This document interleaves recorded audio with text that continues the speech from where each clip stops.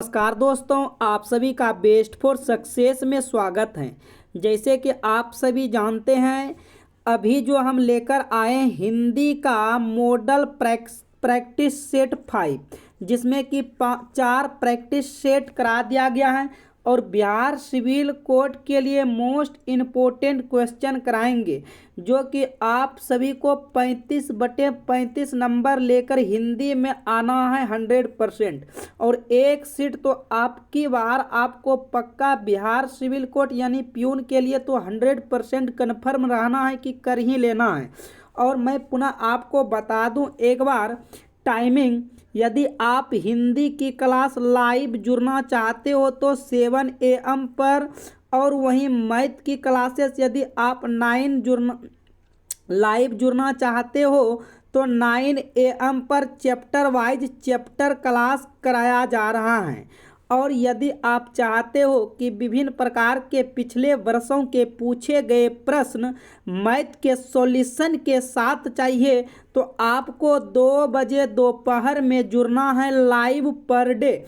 उसमें से क्या होता है कि आपको जो है 35 question model practice SAT math का सॉल्यूशन कराया जाता है। ये आपका टाइम टेबल है। और यदि आप चैनल पर पहली बार हैं तो चैनल को सब्सक्राइब कर घंटी को ऑल कर लीजिए और अपने दोस्तों के साथ शेयर कीजिए, अपने परिवार के साथ शेयर कीजिए, अपने ग्रुप में शेयर कीजिए। तो चलिए हम वीडियो को स्टार्ट करते हैं। पहला क्वेश्चन आपका देखिए दिया गया है, कहता है लिंग की दृष्टि से दही शब्द हैं। आपको बताना है लिंग की दृष्टि से दही शब्द। ऑप्शन ए है स्त्रीलिंग, बी है पुल्लिंग, सी है नपुंसक लिंग और डी है उभयलिंग। तो बताइए क्वेश्चन नंबर 1 का सही जवाब क्या होगा। और ये मॉडल सेट आपका 5 है, यानी प्रैक्टिस सेट 5 चल रहा है, जिसमें से कि 4 हो गया है।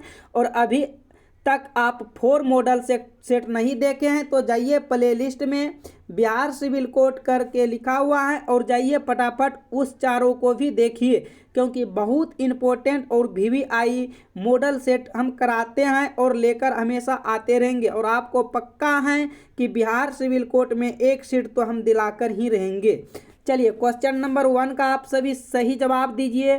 तो आपका जो है लिंग की दृष्टि से दही जो है पुल्लिंग शब्द है, यानी कि ऑप्शन बी जो है आपका सही जवाब हो जाएगा। आगे बढ़ जाते हैं क्वेश्चन नंबर 2। कु कहता है कोमोदी किसका पर्यायवाची है। आपको बताना है कोमोदी जो है ये किसका पर्यायवाची है। धूप, चांदनी, वर्षा, कमल। तो सही जवाब दीजिए आप सभी क्या होगा। तो कोमोदी जो है ये चांदनी का पर्यायवाची है, यानी ऑप्शन बी आपका सही जवाब हो जाएगा। आगे की तरफ बढ़ते हैं। तालमसो, मूर्धन्यसो, धन्यसो और हो व्यंजन है। आपको बताना है कौन सा व्यंजन है। उत्क्षिप्त व्यंजन, ऊष्म व्यंजन, स्पर्श व्यंजन, संयुक्त व्यंजन। इसी के साथ में और कुछ होते हैं, जैसे हम बता दूं, ये होता है यो, रो, लो और वो। ये बताइए ये किस व्यंजन का है। और होता है अक्षो, तरो, गियो और सरो। ये भी बताइए किस व्यंजन का है। और एक होता है छोटी अरो, बड़ी अरो। ये बताइए किस व्यंजन का है। और एक होता है वो अनुस्वर, एक और होता है वो अनुस्वर और वो विसर्ग। यह सभी जो है आपको कमेंट बॉक्स में कमेंट करके बताना है कि यह जो है किन व्यंजनों का उदाहरण है। तो चलिए सही जवाब क्वेश्चन नंबर 3 का क्या हो जाएगा। तालबसो, मूर्धन्यसो, धन्यसो और हो जो है यह व्यंजन उसमें व्यंजन का है, यानी ऑप्शन बी आपका सही जवाब हो जाएगा। चलिए आगे की तरफ बढ़ते हैं। क्वेश्चन नंबर 4 कहता है अंगीठी का तत्सम शब्द है। आपको बताना है क्वेश्चन नंबर 4 में अंगीठी का तत्सम शब्द क्या होगा। अंगिनिका, अनिष्टिका, अग्निष्टिका, अग्निष्टकी। बताइए 4 का सही जवाब क्या हो जाएगा। तो 4 का सही जवाब हो जाएगा अग्निष्टिका, ऑप्शन सी जो है आपका राइट आंसर हो जाएगा। आगे की तरफ बढ़ते हैं। क्वेश्चन नंबर 5, केला का तत्सम शब्द है, आपको बताना है केला का तत्सम शब्द क्या होगा। 4 ऑप्शन आपके पास है, बताइए सही जवाब क्या हो जाएगा। तो केला का तत्सम शब्द कदली होते हैं। ऑप्शन बी जो है आपका राइट आंसर होगा, यानी सही जवाब। आगे की तरफ बढ़ते हैं। क्वेश्चन नंबर 6, शुद्ध वाक्य का चयन कीजिए। आपको बताना है इसमें से 4 ऑप्शन में से कौन सा वाक्य जो है शुद्ध लिखा गया है। चलिए क्वेश्चन नंबर 6 का जवाब दीजिए। पहला कहता है माता पिता की शुश्रूषा करनी चाहिए। अगला है तूफान आने का संदेह है, अनेक निरपराध दंड के भागी हुए। क्वेश्चन नंबर ऑप्शन डी है, इसके मात्र 2 कारण हो सकते हैं। तो बताइए इसमें से शुद्ध जो है क्वेश्चन नंबर 6 में कौन सा है। तो आपका राइट आंसर ऑप्शन ए हो जाएगा, माता पिता की शुश्रूषा करनी चाहिए। ऑप्शन ए राइट हो जाएगा। चलिए आगे की तरफ बढ़ते हैं। क्वेश्चन नंबर 7 कहता है शायद में वाक्य है, आपको बताना है शायद में कौन सा वाक्य है। संदेहवाचक, संकेतवाचक, इच्छार्थक या विधानवाचक। तो आप सभी कहिएगा कि क्वेश्चन नंबर 7 का सही जवाब हो जाएगा संदेहवाचक। ऑप्शन ए जो है राइट हो जाएगा। आगे की तरफ बढ़ जाते हैं। क्वेश्चन नंबर 8, गंगा जल शब्द में समास का भेद बताइए। आप सभी को बताना है गंगा जल शब्द में समास का भेद बताइए क्या होगा। कर्मधारय, अव्ययीभा, द्वंद्व, तत्पुरुष। गंगा जल आप सभी बताइए क्वेश्चन नंबर 8 का सही जवाब क्या होगा। तो क्वेश्चन नंबर 8 का सही जवाब ऑप्शन डी हो जाएगा, यानी तत्पुरुष। आगे की तरफ बढ़ते हैं। कमल नयन में निम्न में से कौन सा समास है। द्वंद्व समास, तत्पुरुष समास, द्विगु समास, कर्मधारय समास। आप सभी को बताना है कमल नयन में निम्न में से कौन सा समास है। तो आपका राइट आंसर हो जाएगा कर्मधारय समास, यानी ऑप्शन डी है। जो ये कमल और नयन में कौन सा समास है, कर्मधारय समास। आप बता दो कि माता पिता कौन सा समास है, माता पिता कौन सा समास है, भाई बहन कौन सा समास है, दिन रात कौन सा समास है। ये जितने एक दूसरे के विपरीत हो और उनके बीच में हाइफन आ जाए वह हमेशा द्वंद्व समास कहलाता है। यदि हम बोल दे कि बता दो त्रिभुज कौन सा समास है, त्रिभुज कौन सा समास है, चौराहा कौन सा समास है, इस तरह यदि आ जाए, यानी कि संख्या का बोध हो, शुरुआती में गिनती का बोध हो, तो वह हमेशा द्विगु समास कहलाते हैं। तो किस ऑप्शन में है, तो ऑप्शन सी में है, तो सी हो जाएगा। लेकिन इसका आपसे राइट आंसर पूछा गया है, तो कहता है कमल और नयन में कौन सा समास है। तो कमल और नयन में कर्मधारय समास है। ऑप्शन डी राइट हो जाएगा। चलिए आगे की तरफ बढ़ते हैं। क्वेश्चन नंबर 10 देखते हैं। कहता है क्या कहता है, प्रमुदार्य के लिए सही संधि विच्छेद चुने। आपको बताना है 10 नंबर जो है सही संधि विच्छेद कौन होगा। Option A, B, C, D. Question number 10 का सही जवाब दीजिए। तो क्वेश्चन नंबर 10 का सही जवाब हो जाएगा परम प्लस औदार्य, मतलब ऑप्शन ए जो है आपका सही जवाब हो जाएगा। आगे की तरफ बढ़ जाते हैं। क्वेश्चन नंबर देखते हैं 11।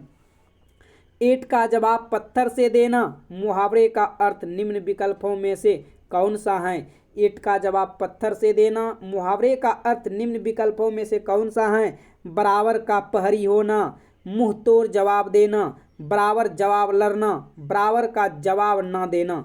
बताइए क्वेश्चन नंबर 11 का आंसर क्या हो जाएगा। ईंट का जवाब पत्थर से देना, ये मुहावरे का अर्थ होता है मुंह तोड़ जवाब देना, यानी ऑप्शन बी आपका राइट हो जाएगा, मुंह तोड़ जवाब देना। आगे की तरफ बढ़ते हैं। Question number 12।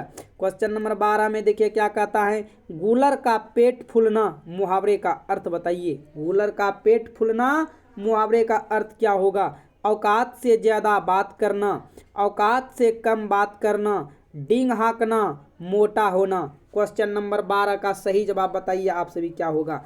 गूलर का पेट फूलना। मुहावरे का अर्थ होता है औकात से ज़्यादा बात करना। ऑप्शन ए है आपका राइट जवाब हो जाएगा। आप सभी को बिहार सिविल कोड में 35/35, मैथ में 35/35 और अंग्रेजी में 15/15 लेकर आना है इस चैनल के द्वारा। और अंग्रेजी का क्लास जो है आप सभी बताइए कमेंट बॉक्स में कमेंट करके क्या हम स्टार्ट करें। जल्द ही आप सभी का इंतजार है हमें। चलिए आगे की तरफ बढ़ जाते हैं। क्वेश्चन नंबर 13 देख लेते हैं। आषाढ़ का दिन किसकी रचना है? आपको बताना है आषाढ़ का दिन किसकी रचना है। निर्मला वर्मा, नरेश मेहता, शंकर शेष, मोहन राकेश। आप पढ़े होंगे क्लास 10th में, आप पढ़े होंगे क्लास 10th में आषाढ़ जो है ये किनकी रचना है। और ये बिहार सिविल प्यून का जो है यह आपका 10th के ही लेवल का सिलेबस है। तो आप बताइए आषाढ़ का दिन किसकी रचना है। यदि आप सभी कमेंट बॉक्स में यदि यह भी बताते हो जितना भी 10th में हिंदी का ऑब्जेक्टिव पूछा जा रहा है अभी वह सब भी करा दीजिए तो हम करा देंगे। लेकिन आप सभी बताइए कमेंट बॉक्स में क्या हम 10th का जितना भी VVI प्रश्न ऑब्जेक्टिव है क्या वो भी करा दें। तो आपका ये राइट आंसर हो जाएगा क्वेश्चन नंबर 13 का आषाढ़ का दिन किसकी रचना है। तो ये मोहन राकेश का है यानी ऑप्शन डी राइट हो जाएगा। आगे की तरफ बढ़ जाते हैं। क्वेश्चन नंबर 14 देखते हैं। हमेशा एक वचन में इस्तेमाल होने वाले शब्द का चयन करें। आपको बताना है हमेशा एक वचन में इस्तेमाल होने वाले शब्द जो होता है वह किसमें होता है। क्वेश्चन नंबर 14 का सही जवाब दीजिए क्या होगा। तो आपका ये राइट आंसर हो जाता है वर्षा जनता। ऑप्शन सी जो है ये हमेशा एक वचन में इस्तेमाल होता है वर्षा और जनता। आगे की तरफ बढ़ जाते हैं। क्वेश्चन नंबर देखते हैं। क्वेश्चन नंबर आपका हो जाएगा, थोड़ा सा बड़ा कर लेते हैं ताकि आपको प्रॉब्लम नहीं हो। चलिए क्वेश्चन नंबर आपका हो जाएगा 15। जयशंकर प्रसाद की पहली कहानी कौन सी है। आप सभी को बताना है जयशंकर प्रसाद का जो है पहली कहानी कौन सा है। क्वेश्चन नंबर 12 का बताइए सही जवाब क्या होगा। तो क्वेश्चन नंबर 15 का सही जवाब। तो जयशंकर प्रसाद की पहली कहानी कौन सी है। गुंडा, ग्राम, ममता, पुरस्कार। क्वेश्चन नंबर 15 का सही जवाब दीजिए। तो जयशंकर प्रसाद की पहली कहानी है ग्राम। ऑप्शन बी जो है आपका राइट हो जाएगा। चलिए आगे की तरफ बढ़ जाते हैं। क्वेश्चन नंबर 16 देखते हैं। क्वेश्चन नंबर 16 आपके पास दिया गया है। कथा सम्राट प्रेमचंद का वास्तविक नाम क्या था। बताइए कथा सम्राट प्रेमचंद का वास्तविक नाम क्या था। क्वेश्चन नंबर 16 का सही जवाब क्या होगा। धनपत राय। ऑप्शन सी आपका सही जवाब हो जाएगा। क्या नाम है। धनपत राय। आगे बढ़ जाते हैं। Question number 17। क्वेश्चन नंबर 17 कहता है कृष्ण शब्द का स्त्रीलिंग शब्द पहचानिए। कृष्ण शब्द का स्त्रीलिंग शब्द क्या होगा आप सभी बताइए। क्वेश्चन नंबर 17 का राइट आंसर क्या हो जाएगा। कृष्ण शब्द का स्त्रीलिंग रूप होता है कृष्णा। ऑप्शन डी सही जवाब हो जाएगा। चलिए आगे की तरफ बढ़ जाते हैं। क्वेश्चन नंबर देखते हैं 18। कहता है तुरंग शब्द का सही समानार्थी क्या होगा। यानी कि तुरंग मतलब देखिए तुरंग जो है किनका पर्यायवाची शब्द है। देखिए और क्या क्या होता है। अश्व है, घोटक, वाजी। आपको बताना इसमें से ऑप्शन के हिसाब से तरंग शब्द का सही समानार्थी शब्द क्या होगा। क्वेश्चन नंबर 18 का आंसर बताइए।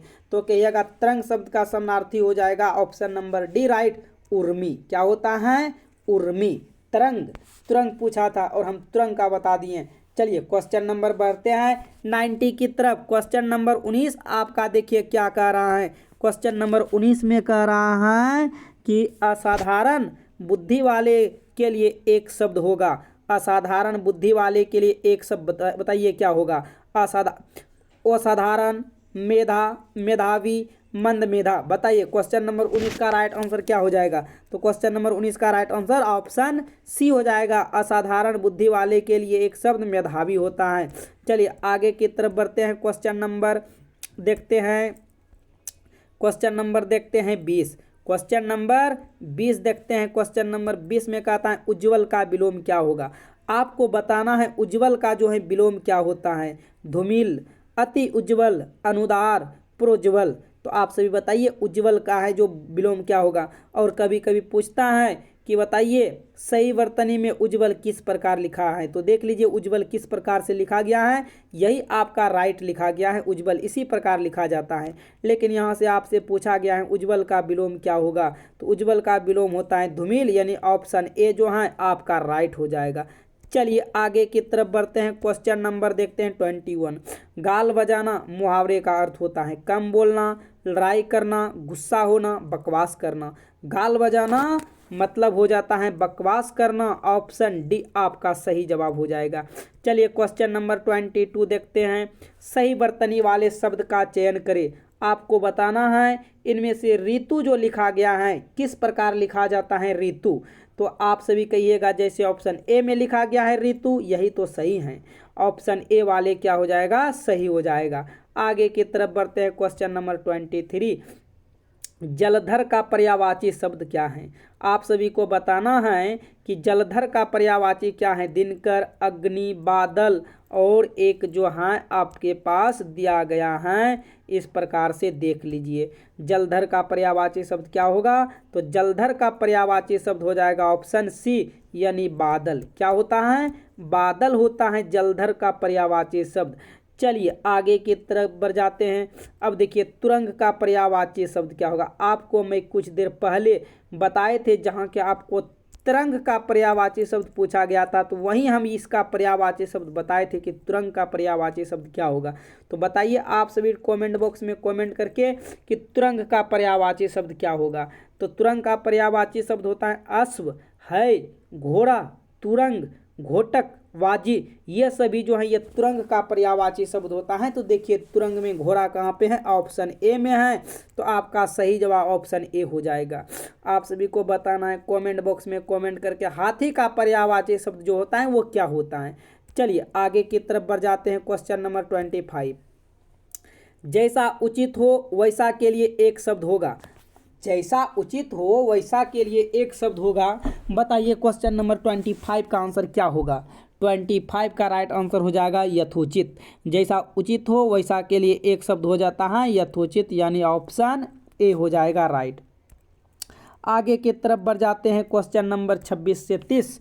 निम्नलिखित गद्यांश के रिक्त स्थानों की पूर्ति गद्यांश के नीचे दिए गए प्रश्नों के अनुसार कीजिए।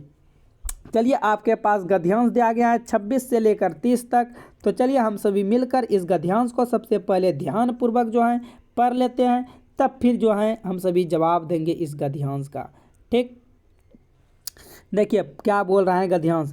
कहता है भारतीय डैश जड़ एवं रूढ़िग्रस्त नहीं है, वह जीवंत है, बुद्धिपरक है, वह वसुदेव और कुटुंबकम के आदर्श में पूरा विश्वास करती हैं और पूरे देश को एक ही परिवार के रूप में मानती हैं। उसे हम मानवता के मंदिर की अखंड ज्योति कह सकते हैं। भारतीय संस्कृति की विशेषताएं इस प्रकार हैं। अंत से अनंत की ओर डैश जाना, से प्रकाश की ओर जाना, भेद से अभेद की ओर जाना, कीचड़ से डैश की ओर जाना, विरोध से विवेक की ओर जाना। और देख लेते हैं इस प्रकार से हैं अवस्था से डैश की ओर जाना। ये आपका गद्यांश था 26 से 30 तक। और इस गद्यांश को जो है वीडियो को पॉज करके फिर आगे और पीछे करके वीडियो को आप सभी को जो है 26 से और 30 तक बताना है क्या होगा गद्यांश का राइट आंसर। तो चलिए हम सभी देखते हैं गद्यांश का। यहाँ पर हम बता रहे हैं कि राइट आंसर जो है क्या होगा अभी जो है फिलहाल। ठीक है, तो गद्यांश का देखिए क्वेश्चन नंबर 26 से लेकर 30 तक कहता है गद्यांश में संकेतित रिक्त स्थान वन के लिए उपयुक्त शब्द होगा। परिवार, भाषा, संस्कृत, समाज। आपको बताना है 26 का राइट आंसर क्या होगा, सही जवाब क्या होगा। तो सही जवाब 26 का हो जाएगा ऑप्शन सी। ऑप्शन सी जो है आपका सही जवाब हो जाएगा। आगे बढ़ते हैं, क्वेश्चन नंबर देखते हैं 27। गद्यांश में संकेतित रिक्त स्थान 2 के लिए उपयुक्त शब्द होगा संसार, समाज, धर्म, देश। बताइए 27 का जो है सही जवाब क्या हो जाएगा। 27 का सही जवाब ऑप्शन ए हो जाएगा, यानी संसार। चलिए आगे की तरफ बढ़ जाते हैं, क्वेश्चन नंबर 28 देखते हैं। गद्यांश में संकेतित रिक्त स्थान 3 के लिए उपयुक्त शब्द होगा उजाले, समानता, अंधकार, आंधी। बताइए क्वेश्चन नंबर 28 का सही जवाब क्या हो जाएगा। तो 28 का सही जवाब हो जाएगा अंधकार। क्या हो जाएगा, अंधकार। चलिए क्वेश्चन नंबर 29 की तरफ बढ़ते हैं।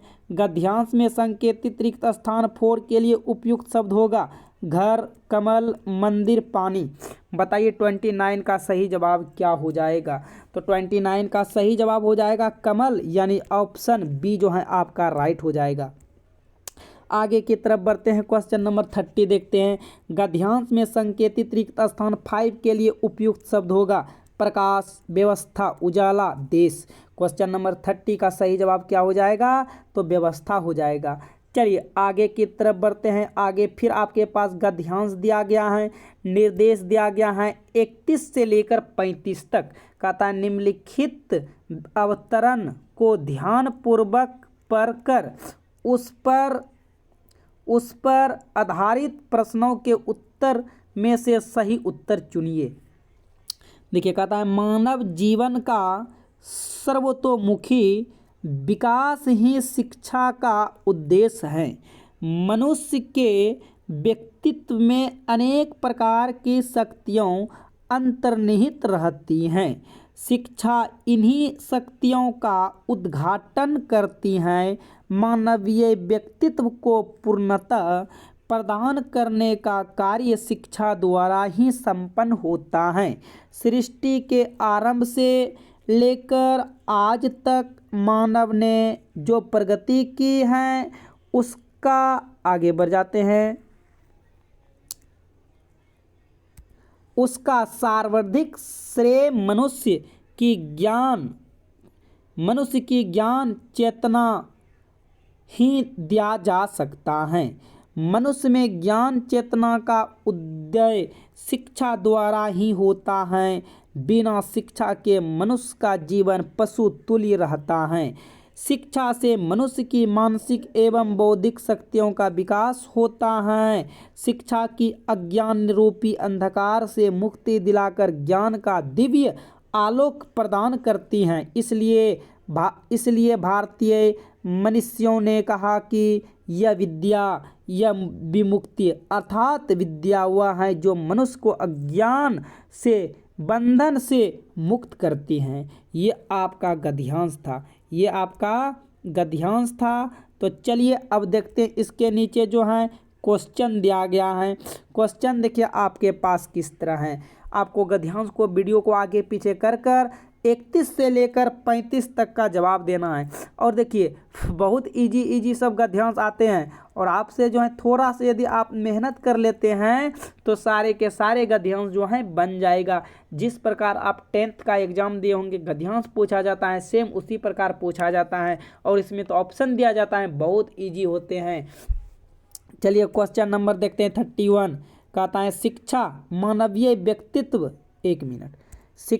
मानवीय व्यक्तित्व को पूर्णतः किस प्रकार प्रदान करती हैं। आपको बताना है 31 का सही जवाब क्या हो जाएगा। तो 31 का सही जवाब ऑप्शन ए हो जाएगा। व्यक्तित्व में अंतर्निहित शक्तियों का उद्घाटन करके ये आपका राइट आंसर हो जाएगा। चलिए आगे की तरफ बढ़ते हैं। क्वेश्चन नंबर जो है 32 देखते हैं।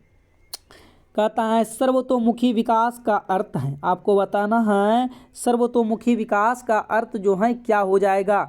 शारीरिक विकास, शारीरिक मानसिक व आर्थिक विकास, राजनीतिक विकास, उपर्युक्त सभी। बताइए 32 नंबर का सही जवाब क्या हो जाएगा।